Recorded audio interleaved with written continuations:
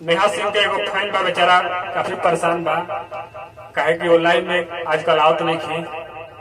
तो देखी सुनी का कहता हूँ।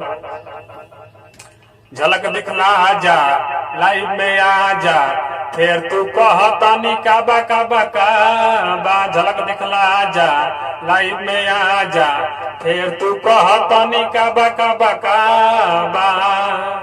फिर तू कहता नी काबा काबा काबा। अरे सोचत रहतानी फिर तू कब अबू, देश के विरोधियन के जोश तू जगबू। सोचत रहतानी फिर तू कब अबू, देश के विरोधियन के जोश तू जगबू। एकनी के दोसर ना बा, फिर तू कहतनी काबा काबा काबा। झलक दिखला जा लाइव में आ जा, फिर तू कहतनी काबा काबा काबा।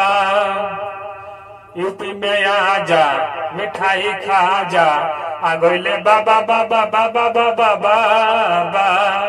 फिर तू कहतनी काबा काबा काबा। झलक दिखला जा लाइव में आ जा, फिर तू कहतनी काबा काबा काबा।